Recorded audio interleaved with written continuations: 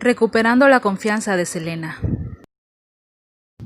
Es fácil imaginar cómo me sentí en la estación de policía de San Antonio, Texas, lleno de barro y de sangre y apaleado cuando empezó a sonar en la radio la canción Ven conmigo. Era como si Selena pudiera verme ahí. Al sonido de su voz dulce y sentimental, agaché la cabeza. Me sentía muy avergonzado en esa situación. Perdería a la mujer que amaba cuando apenas la acababa de encontrar. Tal vez no la merecía. Tal vez nuestro futuro había terminado incluso antes de empezar. Mientras esperaba que la policía me abriera el prontuario, pensé en ese breve y feliz periodo con Selena y me preguntaba cómo había podido terminar en esta situación. Todo estaba saliendo tan bien. Entre estar de gira y trabajar en las canciones que se convirtieron en nuestro próximo álbum, Entré a mi mundo, Selena y yo nos habíamos acercado más que nunca durante los primeros meses de 1991. Ahora estaba más ocupada que de costumbre con las promociones, pero seguía siendo una persona alegre y llena de energía. Ese año, su dueto con Álvaro Torres, Buenos Amigos, se convirtió en su primera canción número 1. Al mismo tiempo, Capitol EMI se disponía a lanzarnos en México. A pesar de su intenso programa, Selena y yo seguíamos viéndonos sin mucha publicidad, escapándonos a los restaurantes o a los cines o a cualquier otro lugar donde pudiéramos estar solos sin que Abraham se enterara. Había llegado a conocer muchas cosas sobre Selena para este entonces. Sabía que odiaba el ejercicio, a excepción de una ocasional sesión de caminata. Definitivamente no era una de esas mujeres que se levanta temprano a primera hora para ir al gimnasio. Tenía pocos amigos, pero estaba muy unida a toda su familia, especialmente a su hermana Suzette y a su pequeña prima Priscila, que estaba apenas entrando al año intermedio entre la primaria y la secundaria. Prefería las revistas a los libros y les encantaba ir de compras.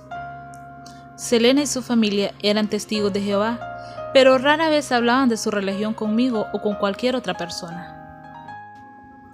Yo crecí en la fe católica y la había abandonado casi por completo. No sabía mucho acerca de los testigos de Jehová y pensaba que debía ser algún tipo de religión radical. Sin embargo, en ocasiones Selena y su familia hablaban de religión en el autobús y me di cuenta de que usaban la misma Biblia con la que yo había crecido y que entendían sus enseñanzas mucho mejor que yo. Vivían de acuerdo con sus valores profundamente arraigados. Esto me hizo comenzar a pensar en Dios y en el propósito de la fe en nuestras vidas como nunca lo había hecho. Sin embargo, lo que más me llamó la atención de Selena durante este tiempo fue su compasión. Esa compasión que abarcaba a sus amigos, a su familia, a sus fans, especialmente a aquellos que tenían dificultades en sus vidas por enfermedades o pobreza, las mujeres en crisis, los niños e incluso los animales. Recuerdo una vez que íbamos en el auto a solas y Selena atropelló una paloma. No íbamos rápido ni mucho menos. Selena y yo simplemente íbamos cantando con el radio a todo volumen cuando una banda de palomas al lado del camino alzó vuelo. Una de ellas era más lenta que las otras. Comenzó a volar en línea recta delante de nosotros y la alcanzamos golpeándola. El vidrio panorámico la golpeó justo en las plumas de la cola y la paloma se fue volando.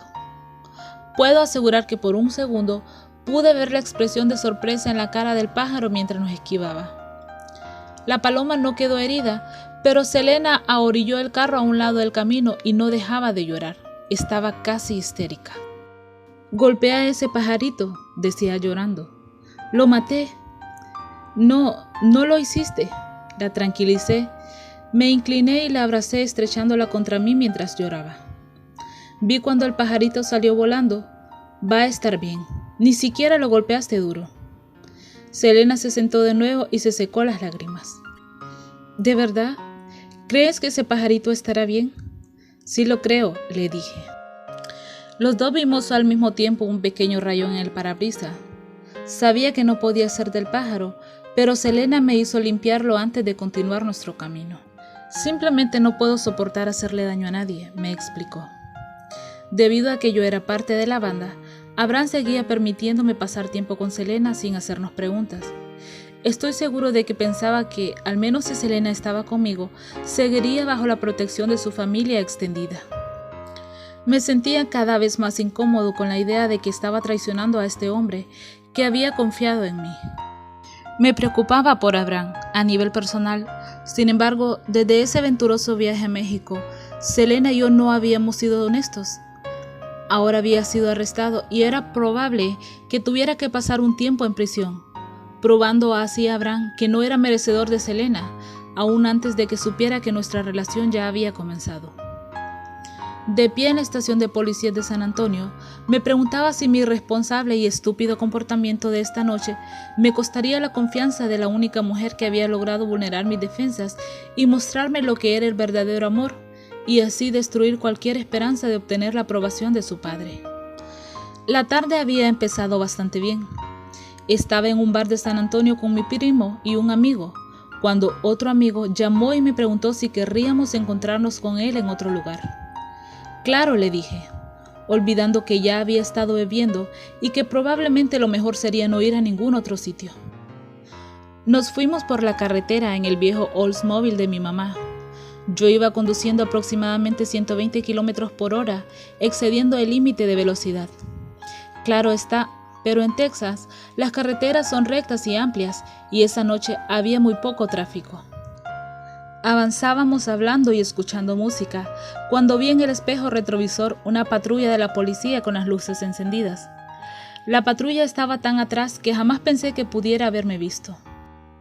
Cuando tomé la salida de la carretera 90 hacia el occidente, el policía cruzó detrás de mí. Se estaba aproximando muy aprisa. Entonces de repente vi 2 patrullas de policía que venían directamente hacia mí en dirección contraria. Se atravesaron en la carretera, formando una barrera frente a mi auto. Se abrieron las puertas y los policías salieron de la patrulla apuntándonos con sus armas. Frené en seco y me estacioné a un lado de la carretera. Mi amigo venía en el asiento de atrás, se quedó ahí sentado, aterrado. Mi primo que venía delante, junto a mí, comenzó a gritar y maldecir. Uno de los policías se acercó al automóvil, abrió la puerta de un tirón y lo agarró del pelo. Lo sacó del auto mientras otro oficial le ayudaba a ponerlo contra el piso. No supe qué hacer al ver eso. Habían 6 oficiales de policías y solo 3 de nosotros. Ellos tenían revólveres y nosotros estábamos desarmados. Mi amigo permaneció donde estaba, sin atreverse a hacer nada, pero yo perdí la cabeza. Mi primo me había protegido de muchas cosas cuando éramos niños y esto era evidentemente injusto. Hubo un forcejeo al lado de la carretera y naturalmente nosotros perdimos. En cuestión de minutos, mi primo y yo estábamos esposados y nos llevaron a la patrulla. Dejaron a mi amigo libre. «Corra, no camine», le aconsejó uno de los oficiales. «Ni siquiera mire a su alrededor». Mi amigo salió corriendo por la carretera. Dentro de la patrulla, traté de calmar a mi primo, quien seguía maldiciendo y pateando el asiento. Nos llevaron a la estación de policías y nos reseñaron. Teníamos la ropa rasgada y estábamos embarrados y golpeados. Desde cualquier punto de vista, las cosas se veían mal. La policía había informado que la patrulla nos había seguido de cerca con las luces encendidas y que nos había visto girar, que habíamos visto las luces y que habíamos acelerado el auto e iniciado la fuga a alta velocidad. Nada de eso fue cierto, pero me daba cuenta de que iba a ser muy difícil defenderse. Sería mi palabra contra la de ellos. Así que aquí estaba, en línea con otros criminales, en un recinto amplio donde me tomarían una foto y las huellas digitales. No podía pensar más que en Selena, quien se esforzaba por transmitir el tipo de imagen que ayudaría a que su familia progresara en el negocio de la música. Una persona respetable, siempre pulcra, amable y profesional, mientras que yo había hecho algo que podría manchar potencialmente la impecable reputación de la familia Quintanilla. Gracias a Dios, nadie sabe de nosotros, pensé. Selena comenzaba a sonar muy seguido en la radio, sobre todo en Texas, y había ganado varios premios de música tejana. Además tenía la imagen de niña buena, que la hizo ser elegida para ser la imagen de Coca-Cola. Si llegaban a relacionarnos, La situación podría ser muy negativa, tanto para ella como para la banda. Mientras estaba ahí de pie, con la cabeza agachada, oyendo cómo la potente y nostálgica voz de Selena llenaba el ambiente, uno de los guardias de la estación me reconoció, probablemente porque también reconoció la canción que estaba sonando en ese momento. Además, yo me destacaba en cualquier parte porque no muchos usaban la cola de caballo como yo, con el pelo a los lados de mi cabeza y muy corto. El guardia me llevó a un lado y me preguntó, ¿qué pasó? ¿Qué haces aquí? Cuando le dije lo que había ocurrido, me ayudó a hacer una llamada y a evitar que me procesaran. Luego me dijo a dónde habían llevado el auto. En lo único que podía pensar mientras salía de la estación de policías esa noche era en hablar con Selena. La llamé de inmediato, sabiendo que ella probablemente había estado tratando de encontrarme y estaría preocupada de no poder hacerlo. Para mi tranquilidad, Selena reaccionó con calma. Me hizo un fuerte reproche por haber bebido y haber conducido el auto en estado de embriaguez, y con toda la razón. Pero también entendió mi punto de vista y opinó que la policía había reaccionado de forma exagerada. Decidí esperar y contárselo todo a Abraham en persona. Cuando abordé el autobús para nuestra siguiente gira, le dije, «Oye, Abraham, debo hablar contigo. El otro día tuve un problema y quiero que lo sepas por mí, no por alguien más». Fui absolutamente sincero y le conté todo a Abraham, a pesar de que mi mente estaba confundida por el miedo. El resultado del incidente era que tendría que presentarme en una fecha determinada al tribunal y probablemente me dejarían en libertad condicional y tendría que presentar servicio comunitario. Abraham no reaccionó como yo lo temía. En cambio, se limitó a sentir con la cabeza y dijo, «Chris, estoy seguro de que todo va a salir bien, pero debes tener cuidado.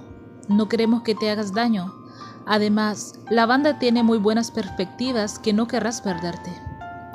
Después me dio lo que se llama un fuerte abrazo. Los abrazos de Abraham eran muy especiales. Abría los brazos lo más que podía y uno no le quedaba más remedio que ir a su encuentro.